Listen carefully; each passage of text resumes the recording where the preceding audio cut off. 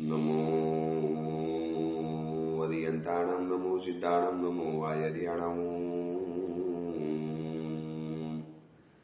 नमो वज्रायाणं नमो लोये सौवसावणं हे सौपंच नमुकारो सौवपावपणासनो मंगलाणं च सौवेशीं परमं वै मंगलम् मंगलम भगवान वीरो मंगलम गौतम प्रभु मंगलम सुलभद्राद्या जैन धर्मो सुमंगलम। प्रवचनનો વિષય છે પ્રશ્ન પૂછે ગૌતમ પંથર, ઉત્તર આપે વીર તીર્થંકર। કોઈ અજ્ઞાત અને અનામી કર્તાએ બનાવેલો 64 ગાથા અને 48 પ્રશ્ન ઉત્તરથી સુશોભિત ગૌતમ પૃચ્છા નામનો આ ગ્રંથ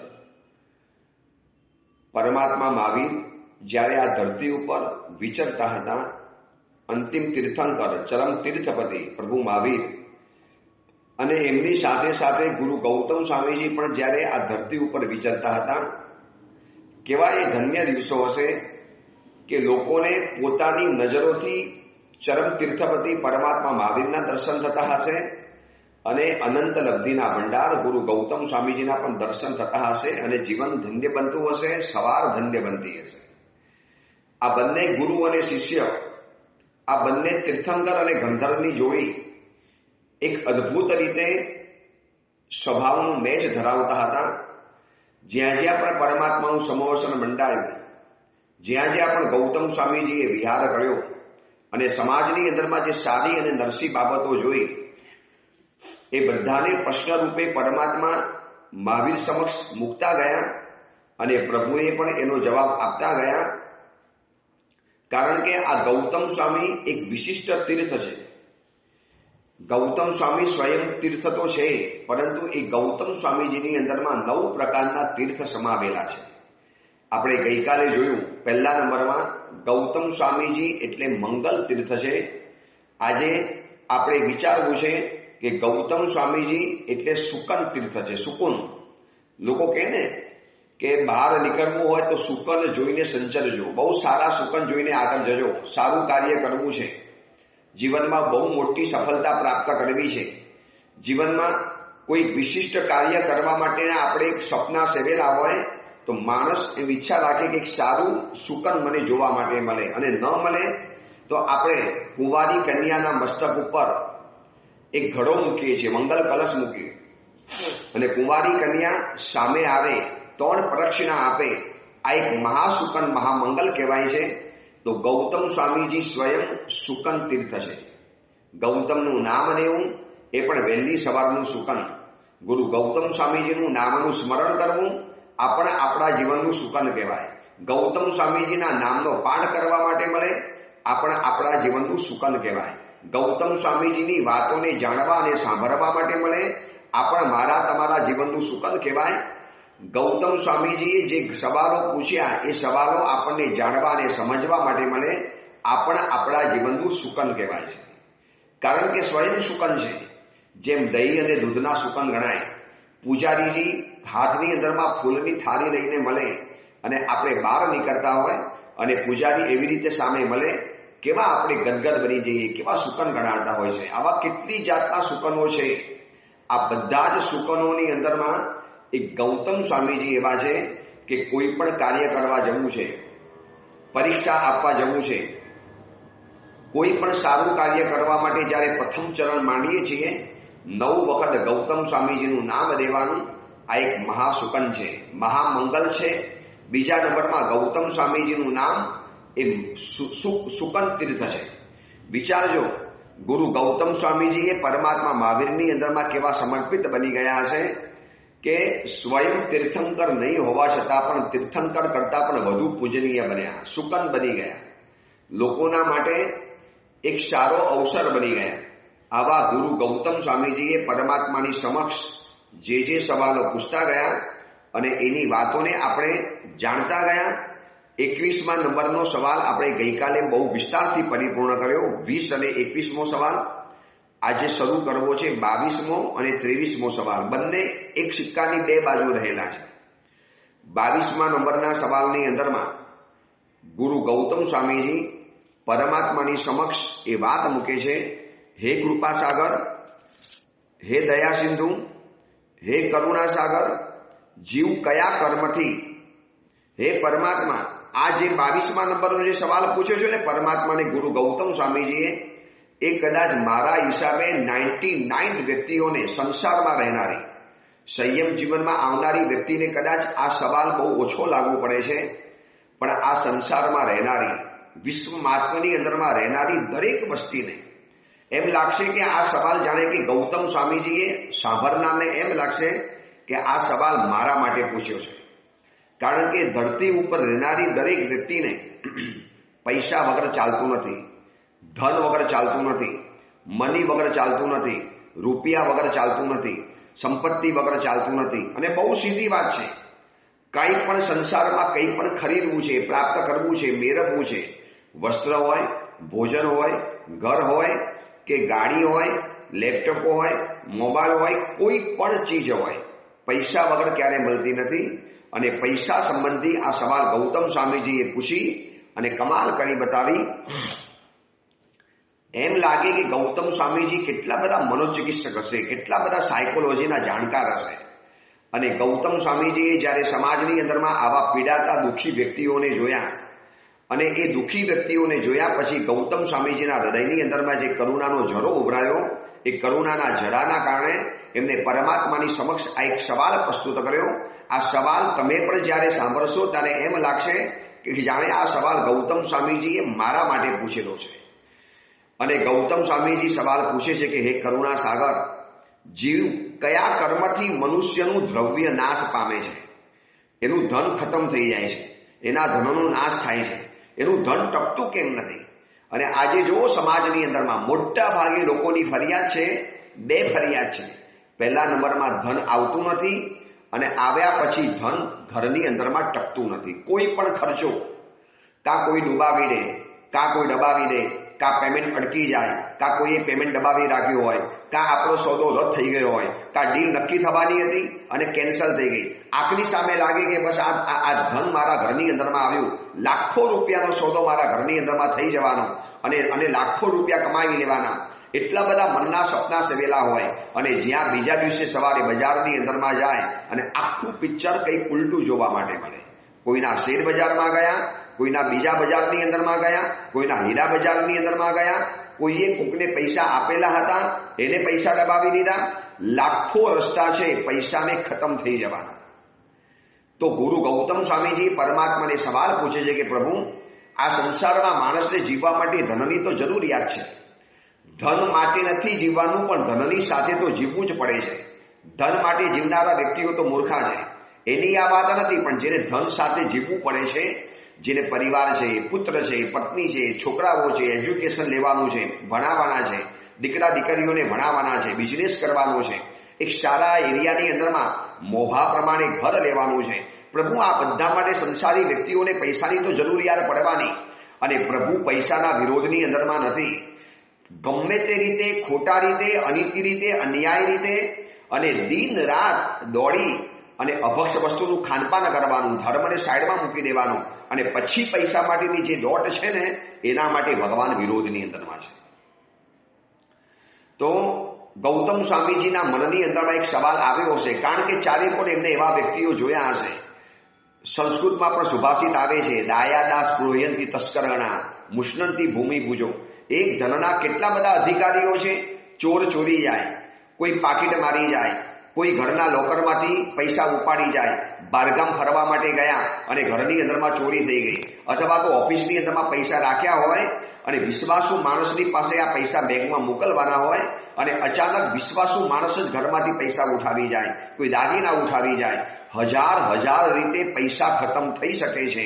અને એટલા જ માટે ગૌતમ સ્વામીજીએ આ સવાલ પૂછ્યો કે પ્રભુ, મારે જાણવું છે, જગતના જીવોને પ્રભુ આપની પાસેથી જાણવું છે કે માણસનો ધનનો નાશ થાય છે કેવી રીતે, એની સંપત્તિ ટકતી કેમ નથી, એના દ્રવ્યનો નાશ કેવી રીતે થાય છે? પ્રભુ કયા કર્મથી થાય? કોઈક તો કર્મ એવું હશે કે પૈસા મળ્યા તો ખરા, એટલે એટલું તો પુણ્ય છે, પરંતુ એવું પુણ્ય કેમ ન થયું કે મળેલા પૈસા એના જીવનમાં ટકી કેમ ન રહ્યા?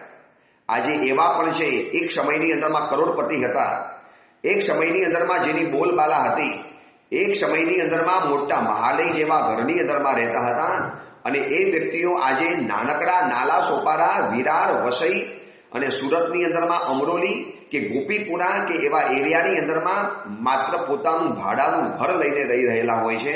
કેમ આવું બને છે?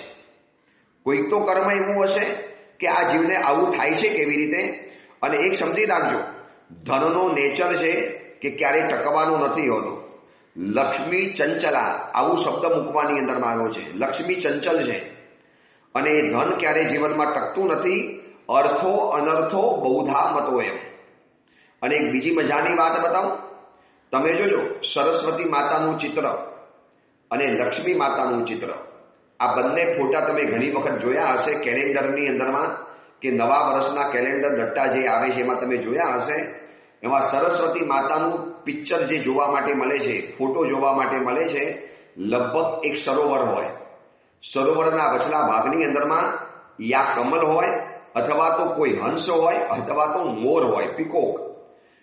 આ ત્રણ ઉપર સરસ્વતી માતાને આપણે બેઠેલી જોવા માટે મળે છે. બિછામી ઉકળમ યા તો હંસ હશે, યા તો પછી મોર હશે. આ બેની ઉપર સરસ્વતી માતાને બેઠેલી લગભગ આપણે જોયેલી હશે.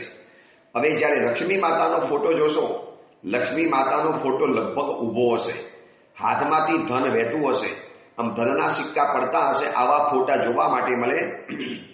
એટલે એક જણાએ બહુ મજાની વાત કરી છે, સરસ્વતી માતા બેઠેલી છે અને લક્ષ્મી માતા હંમેશા ઊભેલી હોય છે. અને જે ઊભેલા હોય છે એ ગમે ત્યારે ઘરમાંથી નીકળી જાય. માં લક્ષ્મી ક્યારે ઘરમાં બેસતી નથી અને માં સરસ્વતી ક્યારે ઊભા રહેતી નથી. એ આવે એટલે બેસે, અને બેસનારી વ્યક્તિ કાયમ માટે બેસે, બહુ લાંબો સમય બેસે. જે ઊભા રસ્તામાં વાતોચીતો કરતા હોય, ગમે ત્યારે આ વ્યક્તિઓ છૂટા પડી જવા. તો હવે આવી ઊભેલી લક્ષ્મીને બેસાડવી કેવી રીતે? ઘરની અંદરમાં સ્થિર કેવી રીતે બનાવી? આ પૈસા ઘરની અંદરમાં ટકે કેવી રીતે? કેટલો પાયાનો, કેટલો વ્યવહારનો? કારણ કે સમાજની અંદરમાં પૈસા જ્યારે ખતમ થાય છે ત્યારે માણસનું જે આર્ત ધ્યાન, એના મનની અંદરમાં ચાલતી જે રૌદ્ર ધ્યાનની પરંપરા, જેને પેમેન્ટ ડૂબાડી દીધું છે, એવી વ્યક્તિઓ તરફ તો જે નફરતનો ભાવ, અરુચિનો ભાવ, એને સોપારી આપી દઉં, ખતમ કરી નાખું, એને મારી નાખું, એને આ વિશ્વમાંથી વિદાય અપાવડાવી દઉં. મારા પૈસા દબાવીને બેઠેલો છે, ફોન ઉપર ગારાગારી કરવાની. મારા હિસાબે જે રીતે હું લોકોને મળું છું, જે રીતે હું પ્રવચનો દ્વારા લોકોના પરિચયની અંદરમાં આવું છું, અને જેટલા લોકો મારા પરિચયની અંદરમાં આવ્યા અને વાયા લોકોના સમાચારો સાંભળ્યા, એ લોકોની વાતચીત દ્વારા એ હિસાબે કહી શકું છું, કદાચ હું ખોટો પણ હોઈ શકું, પણ 98% 2% વ્યક્તિઓને છોડો, 98% વ્યક્તિઓના પૈસા કોક જગ્યાએ ફસાયેલા છે. એનું ધન કોક જગ્યાએ દબાઈ ગયું છે, મોટા ભાગે પેમેન્ટના સ્વરૂપની અંદરમાં. વર્તમાનમાં જોજો, મોરલ એટલા બધા ડાઉન થઈ ગયા છે. નવી કાર લાવશે, પણ જેના પૈસા તમે લીધેલા છે, ભાઈ એને પૈસા ચૂકવી દો ને, પહેલેથી પૈસા આપી દો. તમે ઘરમાં 2 વસ્તુ ઓછી લાવજો. તમે ઘરની અંદરમાં ડેકોરેશન પછી કરાવજો, ઘરમાં ઇન્ટિરિયર પછી કરાવજો, તમે ઘરની અંદરમાં ફર્નિચર વગેરેનું કામ પછી કરાવજો, નવી કાર પછી લાવજો. આ વર્ષે બહારગામ ફરવા માટે જવાનું મુલતવી રાખો, પણ પહેલા જેનું માથા ઉપર દેવું છે એને પેમેન્ટ પહેલા ચૂકવી દેવાનું. અને યાદ રાખજો, આપણા શાસ્ત્રોની અંદરમાં લખ્યું છે કે આ ભવની અંદરમાં 36 शक्ति, 36 ताकतें, शक्ति होने के बावजूद भी अगर किसी का पेमेंट आपने नहीं चुकाया, किसी का कर्जा अगर आपने नहीं उतारा, तो आने वाले भव में उनके घर पे कुत्ते या गधा बनकर या उनके घर पे कुदरत आपको नौकर बनाकर એનું દેવું અને કરજો ઘરની અંદરમાં ઉતારાવશે. આ મારા વાત નથી કરતો. નીતિશાસ્ત્રો, આગમશાસ્ત્રો અને ધર્મ ગ્રંથોની અંદરમાં ઠેર ઠેર આ વાત લખેલી છે. તમારી તાકાત હતી, તમે કોઈ વ્યક્તિની પાસે બિઝનેસ કરવા પૈસા લીધા, ઉછીના પૈસા લીધા, સાહેબ જરા પૈસા દો ને, 15 लाख रुपया चाहिए, 20 लाख रुपया चाहिए, 7 करोड़, 5 करोड़, 15 करोड़ रुपया चाहिए. અને પેલી વ્યક્તિની પાસે પૈસા હતા અને એનો આ બિઝનેસ હતો, એને પૈસા ફેરવવાનો બિઝનેસ હતો, એને પૈસા તમને આપ્યા પણ ખરા. एक विश्वास नो संबंध, यार तू मेरा दोस्त है, क्या यार लिखापट्टी करने की बात है, चला इतना विश्वासु दोस्त, तेरे पिताजी मेरे पिताजी कितने दोस्त थे यार, हम इतने अंतरंग संबंध में है, कोई लिखावट की जरूरत नहीं, चल विश्वास है। અને ઓલાએ કીધું શેઠ 6 મહિનામાં પૈસા તમને દૂધે ધોઈને પાછા આપીશ। આવા ખાલી શબ્દો કહેવાતા હોય છે, કોઈ પૈસા પાછા ચૂકવાતા નથી અને ઘરની અંદરમાં આના કારણે આર્ત ધ્યાન અને રૌદ્ર ધ્યાનની આગ લાગેલી છે, આગ। મને આ મુંબઈની અંદરમાં હમણાં આવ્યો ત્યારે એક ભાઈ મળ્યા, મને કે મહારાજ 3 કરોડ રૂપિયા મારા લોકોની પાસે ફસાયેલા પડ્યા છે, 3 કરોડ રૂપિયા, 3 કરોડ। હવે તમે વિચારી લેજો, 3 કરોડ રૂપિયા જ્યારે માણસના ફસાયેલા હોય, કેવી એને રાતની ઊંઘ આવતી હોય, એને મનમાં ચેન પડતું હોય, એને સામાયિકમાં ક્ષમતા રહેતી હોય, એને પરમાત્માની પૂજામાં પ્રસન્નતા રહેતી હોય, એને પ્રવચનની વાતો મગજમાં બેસે, એના મગજની અંદરમાં ઉકળાટ ચાલતો હોય અને આમાં નિમિત્ત બને છે પેલી વ્યક્તિ। એટલે ફરીવાર કહું છું, કોઈક વ્યક્તિને તમે અસાતા કરતા અસમાધિમાં જો નિમિત્ત બનતા હો તો તમને કર્મનો બંધ વધુ થવાનો છે। અને તમે કોકના પેમેન્ટ દબાવી દીધા, પૈસા દબાવી દીધા, અરે દબાવ્યા હોય તો આપી દો, આજને આજે જ આપી દો। આ પ્રવચન સાંભળતા હો તો તમને અગર મારી ઉપર વિશ્વાસ હોય, પ્રભુ મહાવીરની વાતો ઉપર વિશ્વાસ હોય, ગુરુ ગૌતમ સ્વામીજી જે સુકન તીર્થ છે, મંગલ તીર્થ છે, અગર એમની વાતો બેસતી હોય તો ઘરની અંદરમાં કેટલીક વસ્તુઓ વેચી, થોડા મોશોકને ઓછા કરી, એકાદ સાદો સિમ્પલ મોબાઈલને વાપરી અને બીજી જાવો જલાલી ઘરની ઓછી કરીને સૌથી પહેલું શક્તિ હોય તો તમે એનું પેમેન્ટ પહેલામાં પહેલા ચૂકવી દો। પહેલા નંબરમાં એક કામ કરો, અગર સમજો આયુષ્ય પરિપૂર્ણ થઈ ગયું, તમે કરજો ન ઉતાર્યો તો આવનારા ભવની અંદરમાં કુદરત એના ઘરની અંદરમાં યા કૂતરા યા ગધેડા યા अथवा तो એના ઘરની અંદરમાં કોઈ કામ કરવાવાળી બાઈ તરીકે अथवा तो સર્વન્ટ તરીકે, ઘાટી તરીકે આપણને ત્યાં જન્મ આપશે અને એનું કામ કરી કરીને કુદરત એ રીતે આપણો કરજો ઉતારવાનો છે। આ કુદરતનો કાનૂન છે। તમે કોકને પેમેન્ટ ડૂબાવી દીધું, તમે એના ઉપકારને દબાવી દીધો, એને તમને વિશ્વાસથી, તમને બહુ પ્રેમથી, એક આશાથી, ચલો એક તમારો દોસ્ત છે, તમારો મિત્ર છે, તમારો સ્વજન છે, તમારો સંબંધી છે અને આપસના સંબંધો આના કારણે કડવા ઝેર બની ગયા છે, એકદમ કડવા ઝેર। બેન ના લગ્ન થયા હોય અને બનેવી જ્યારે પોતાના સારા પાસે પૈસા માંગતો હોય અને બેનની શરમના કારણે સારાએ બનેવીને પૈસા આપ્યા હોય, હવે એ લોકો પૈસા આપવા તૈયાર નથી, ત્યારે એ લોકોના એટલા કડવા સંબંધો થયા છે। આનો સાક્ષી હું છું, મેં આવું જોયેલું છે। ત્યારે એમ થાય કે પૈસા તો યાર મૂકીને જવાના છે અને આ વેરની પરંપરા સાથે લઈને જવાની છે। ચલો લાંબી ચોડી વાત નથી કરવી, પણ આ વાતને ઊંડાણથી તો વિચારવી છે, કારણ કે સૌને સ્પર્શતો આ પ્રશ્ન છે। મારા હિસાબે 21-22 સુધીના જે સવાલો હતા ને, 21 નંબર સુધીના સવાલો એ કદાચ બધાને નહીં સ્પર્શતા હોય, પણ આ 22મા નંબરનો જે પ્રશ્ન છે એ તો મારા હિસાબે આ ધરતી ઉપર એક પણ વ્યક્તિ એવી નહીં હોય કે જેને આ પ્રશ્ન લાગુ નહીં પડતો હોય।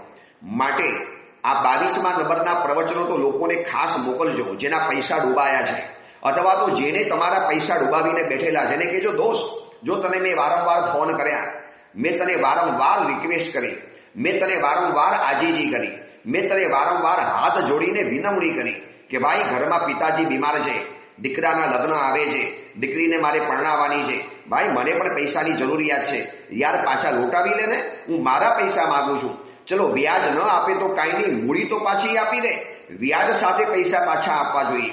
પણ એ આપવા તૈયાર ન થતો હોય તો એને કહેવાનું કે દોસ્ત, જો આટલા બધા 1000 ફોન કર્યા, હવે તને આજે એક પ્રવચન મોકલું છું, બસ આટલું સાંભળી લે। તારી અંદરમાં જો રામ વસતો હોય, તને હૈયાની અંદરમાં જો કંઈક હલચલ થતી હોય, આ ગૌતમ સ્વામીજીનો પ્રશ્ન અને ભગવાન મહાવીરની આ વાત જો તારા દિલમાં સ્પર્શતી હોય તો દોસ્ત પૈસાનું પેમેન્ટ આજે ચૂકવી દે, ન થતું હોય તો અડધું પણ પહોંચાડી દે। અને આ પ્રવચન સાંભળનારા બધા જ વ્યક્તિઓને કહું છું, હજારો લાખો માણસો આ પ્રવચનો સાંભળે છે, તમે પણ કોકના પૈસા ડૂબાવ્યા હોય, શક્તિ હોય, અનુકૂળતા હોય, તાકાત હોય, માત્ર લોભના ખાતર अथवा तो कोई सामान्य कारण से जो पैसा तमे एना पाछा न आपता हो, तमे जेना पैसा लीधा छे, लोन तरीके लीधेला छे, जोई लो अत्यारे जेटला पण माणसो छे ए लोकोए बेंकनी साथे करोड़ो करोड़ो रूपियाना जे धोखाखाड़ी करेली छे। भले आजे खबर नहीं पड़े, लेटेस्टनी अंदरमां ओलो कोचर परिवार, आ बाजू विडियोकोननो जे धूत परिवार, एनी पहेला तो केटलाय लोको आवी गया, विजय मालिया जेवा, के जेने બેંકોની સાથે કરોડો રૂપિયાના ગફલા કર્યા, અબજો રૂપિયાના ગફલા કર્યા. હવે તમે વિચારો, એ બેંકના અબજો રૂપિયા કોંકના હશે? કોઈ સામાન્ય મધ્યમ માણસે આખી જિંદગી પરસેવો પાડીને પૈસા ભેગા કર્યા હશે, એને બેંકમાં મૂક્યા હશે. બેંકની અંદર મારા પૈસા સલામત રહેશે એવું માન્યું હશે. બેંકને પણ એવું ખબર નહીં હોય કે જે આટલી મોટી લોન લે છે એ આવી રીતે ઠગારી કરશે, ધૂતારી કરશે. આજની તારીખની અંદરમાં હિન્દુસ્તાન ગવર્મેન્ટના બેંકોની પાસેના અબજો રૂપિયા લોકોની પાસે ફસાયેલા પડ્યા છે. લોકોને આપવા જ નથી. મોરલ ખતમ થઈ ગયું, દાનત ખતમ થઈ ગઈ. એક સમય એવો હતો કે માથા ઉપર દેવું હતું ત્યારે માણસ ઘરમાંથી બહાર નતો નીકળતો. આજે તો વટની સાથે ફરે, અરે ચડાવવા બોલવા તૈયાર થઈ જાય છે. આ તો મારું ચાલતું નથી. બાકી હું તો છે ને સકલ જૈન સંઘને વિનંતી કરું કે જેના માથા ઉપર દેવા ચડ્યા હોય, જેને 10 વર્ષથી કોકના પૈસા આપ્યા ન હોય, અથવા તો જેને જૂના ચડાવવા બોલી અને જૂના ચડાવવા બોલી પહેલા જેને ચડાવવા લીધા છે એના પૈસા હજી તેને તે સંઘની પેઢીમાં ન ભર્યા હોય, એ વ્યક્તિને ચડાવવા બોલવા માટેનો પ્રતિબંધ મૂકી દેવો જોઈએ. નથી બોલવા તમારે ચડાવવા. લાખો રૂપિયાના પ્રતિષ્ઠાના ચડાવવા બોલી લેવાના અને 10 વર્ષથી તમારે પૈસા નહીં ભરવાના. અને માનો તમે અચાનક એમાં ગુજરી ગયા, તમારો દીકરાનો ભાવ ફરી ગયો. દીકરો કે મારા પપ્પા બોલેલા હતા, પપ્પા તો ચાલી ગયા, એમાં હું શું કરું? તો મારા પપ્પાને પકડો. તો આવતીકાલે આ દેવ દ્રવ્યનું પાપ એને 70 પેઢીને ડૂબાડીને રહેશે. કોણ વિચારશે આ બધું? પૈસાના ચડાવવા એટલા જ બોલો તમે તાત્કાલિક પૈસા ભરી શકતા હો તો. નથી અમારે રેકોર્ડ કરવું, નથી કોઈ એવી અમારે દુનિયામાં વાવા લેવી કે અમારા આટલા લાખો ને કરોડો રૂપિયાના ચડાવવા થઈ ગયા છે. પહેલેથી એવો સમય નહીં આપી દેવાનો, કહી દેવાનું કે પ્રતિષ્ઠાને આ પહેલા દરેક પૈસા પેઢીની અંદરમાં જમા થઈ જવા જોઈએ. આ પ્રવચન સાંભળનારા દરેકને કહું છું કે આવો દ્રવ્યનો નાશ તમારો થયો હોય અથવા તો તમારાથી કોકનો થઈ રહેલો હોય તો પહેલેથી કામ પતાવી દો. અને પરમાત્માને ગૌતમ સ્વામીજી આ પ્રશ્ન પૂછે છે કે પ્રભુ એવું કયું કર્મ છે કે જેનાથી જીવનું દ્રવ્ય નાશ પામે છે, સંપત્તિ નાશ પામે છે, એના પૈસા ફસાઈ જાય છે, એનું ધન કોક જગ્યાએ રોકાઈને પડેલું છે, સામેવાળી વ્યક્તિ પાસે ધન છે, આને લેવાનો અધિકાર છે. અને એક બીજી વાત બતાવી દઉં, માગનારાને તો પૈસા એક જ વાર માગવા પડે છે, પણ આપનારને પૈસા 1000 વખત માગવા પડે છે. આવું શું કામ કરવાનું? આપણે પૈસા જરૂર હતી અને હું એક વ્યક્તિની પાસે પૈસા માગવા ગયો, મને એને પ્રેમથી પૈસા આપી દીધા. હવે માગનારે તો એક જ વાર માગવાના. હવે જે બચારાએ આપ્યા છે દયા ભાવથી, ઉદારતાથી, એની વ્યવસ્થા અને બિઝનેસના પોલિસી રૂપે એને પૈસા આપ્યા છે, હવે 1000 વાર માગ્યા કરે. ભાઈ પૈસા કબ લौटाओगे, ભાઈ પૈસા કબ लौटाओगे. સારા ઘરની વ્યક્તિઓ કોકના ઘર ખાલી નથી કરતા. ઘર રહેવા માટે આપેલું હતું, હવે ઘર ખાલી નથી કરવું. જૂના સમયના સંઘોની આજે એક કડવી વાસ્તવિકતા છે. સાહેબ અજૈનોની વાત છોડો, પરંતુ જૂના મકાનો સાધર્મિકોને રહેવા માટે આપેલા હતા. આજે સાધર્મિકો તગડા બની ગયા છે. નદી કિનારે સુરતના, અમદાવાદના, મુંબઈના સારા એરિયાની અંદરમાં એ લોકોના પોતાના ફ્લેટ છે, પણ સાહેબ આ જૂનું ઘર ખાલી કરવા તૈયાર નથી. માત્ર 5 રૂપિયાના ભાડાની અંદરમાં સાહેબ રહે છે. અમે કહીએ છીએ કે સંઘનું મકાન મોટું બનાવવું છે. તમારું ઘર મોટું બની ગયું. તમારા બાપ દાદા મધ્યમ પરિવારના હતા માટે સંઘે રહેવા માટે આપેલું હતું, હવે ખાલી કરી આપો ને. હવે તમે સાધર્મિક નથી, પણ એ વ્યક્તિ એ ખાલી કરવા તૈયાર નથી. એટલી બધી દાનત બગડી ગઈ છે, એમ લાગે કે કોકને પૈસા હવે આ જમાનામાં આપવો એટલે મોટો ગુનો ગણાતો હોય છે. કારણ કે લોકોના મોરલ ડાઉન થઈ ગયા. તો આવું કેમ બન્યું? આવું આપણી સાથે કેમ બન્યું? આપણને આવું કેમ થયું છે? આ સવાલ ગૌતમ સ્વામીજીએ મારી તમારી વ્યથા પ્રભુની સમક્ષ રજૂ કરી. પ્રભુ એનો જવાબ તો આપશે, આપણે એનો જવાબ પણ જાણવો છે. પણ એની પહેલા આ કડવી વાસ્તવિકતાને આપણે જાણવી છે. અગર જો પૈસા દબાવીને બેઠેલા હોઈએ અને એ દબાવ્યા પછી જો આપણે ચઢાવો બોલતા હોઈએ, 99 યાત્રા કરાવતા હોઈએ, છરીપાલી સંઘ નીકાળતા હોઈએ, કોઈ જગ્યાએ પ્રતિમા ભરાવાનો ચઢાવો બોલતા હોઈએ, કોઈક જગ્યાએ આપણે 14 સૂપનાના ચઢાવા લેતા હોઈએ, તો પ્લીઝ મહેરબાની કરીને ચઢાવો પછી બોલજો, ચઢાવો આવતા વર્ષે બોલજો. આ વર્ષે એક જ કામ કરો કે જેટલા પણ લોકોના પૈસા લીધા છે એ બધા મારે ચૂકવી દેવા છે, આપી દેવા છે. શક્તિ છે, હવે આપી દેવા છે, બસ પ્લીઝ. હવે આ દેવું લઈને માથે ફરવું નથી, આ કર્જો લઈને માથે ફરવું નથી. શક્તિ હોય તો વ્યાજની સાથે પૈસા આપી દેવાના, વ્યાજની સાથે. 98% વ્યક્તિઓના પૈસા કોક જગ્યાએ ફસાયેલા છે. હવે એના માટે આ પ્રવચન બહુ કામનું છે. બહુ એક મજાની ગોઝારી કરુણ ઘટના બતાવી દઉં છું. શાસ્ત્રોના પાનાની અંદરમાં વર્ણવેલી આ કથા છે. જાણવા જેવી આ કથા છે. 4 મિત્ર હતા, અલગ અલગ જ્ઞાતિના. કોઈ સોની હતા, કોઈ બ્રાહ્મણ હતા, કોઈ વૈષ્ણવ હતા, કોઈ વણિક હતા. આવા 4 અલગ અલગ જાતિના 4 મિત્રો હતા. 4 મિત્રોએ વિચાર્યું કે આ નગરમાં રહેવાથી કોઈ આપણો ભાગ્યોદય નહીં થાય. આપણે પરગામમાં પરદેશ જઈએ, એક પરલોકની નવા ગામની અંદરમાં જઈએ, નવા શહેરની અંદરમાં, અને ત્યાં જઈને બિઝનેસ કરીએ. 4 મિત્રો અંતરંગ દોસ્ત હતા અને 4 મિત્રો ભેગા થઈ અને બિઝનેસ કરવા માટે નીકળ્યા. અટવી પસાર કરતા ગયા, નવા નવા ગામ જોતા ગયા. તે ગામની અંદરમાં થોડો બિઝનેસ કરતા ગયા, થોડી મૂડી એકઠી કરતા ગયા. પછી આગળના ગામની અંદરમાં એનાથી નવો ધંધો કરતા ગયા. આવી રીતે દેશ દેશાવરની અંદરમાં ફરતા એકવાર એક ઘોર અટવીની અંદરમાં, ભયંકર જંગલની અંદરમાં, અડાબીડ જંગલ, ઘનઘોર જંગલ, એ જંગલની અંદરમાં આ 4 મિત્રો પહોંચી ગયા છે. ચાલીને જવાનું છે, થાક લાગ્યો છે, એટલે એક ઝાડ નીચે આરામ કરવા માટે બેઠેલા છે. ઝાડ નીચે આરામ કરવા માટે બેઠા. એમાં જે પહેલો જે મિત્ર હતો ને, સોની મિત્ર, એની નજર એક ઝાડ ઉપર સ્થિર થઈ ગઈ. એટલે બીજા 3 મિત્રો કે દોસ્ત ક્યાં દેખતા હે, ઘુર ઘુર કે ક્યાં દેખતા હે. અને બધાની નજર પડી અને બધાના મોઢા ફાટાના, બધાની આંખો ફટીસી રહી ગઈ, મુંહ ખુલ્લા રહી ગયા. જોયું તો એ બરોબર પ્યોર સુવર્ણનો પુરુષ, ગોલ્ડ મેન. જંગલની અંદરમાં કોઈએ સુવર્ણ સિદ્ધિ કરી હશે. પછી શું થયું ખબર નથી, પણ એક સુવર્ણ પુરુષ, સોનાનો આખો પુરુષ, આદમ કદનો પુરુષ, નક્કર સોનાથી બનેલો એક પુરુષ ઝાડ ઉપર બાંધેલો હતો. અને આ 4 જણાની નજર પહોંચી. અફાટ પૈસા, અનંત ધન. હવે આ જો સુવર્ણ પુરુષ એમના હાથની અંદરમાં આવી જાય તો કોઈ બિઝનેસ કરવાની જરૂર નથી. 70 પેઢી નહીં, 700 પેઢી ખાય ખૂટે નહીં એટલું ધન એ લોકોની પાસે આવી જાય. 4 મિત્રો તો આ જોઈ અને આંખો ચમકી ઉઠી. બરોબર ઝાડ પાસે પહોંચ્યા, આજુબાજુ તપાસ કરી, કોઈ આનો માલિક છે? આનો માલિક ન હોય કેવી રીતે બની શકે? આ સુવર્ણ પુરુષ આવા અડાપીર જંગલની અંદરમાં, આવા ઘનઘોર જંગલની અંદરમાં, અને કોઈ એનો માલિક નહીં, ન ધણિયાતો. આ જંગલની અંદરમાં સુવર્ણ પુરુષ.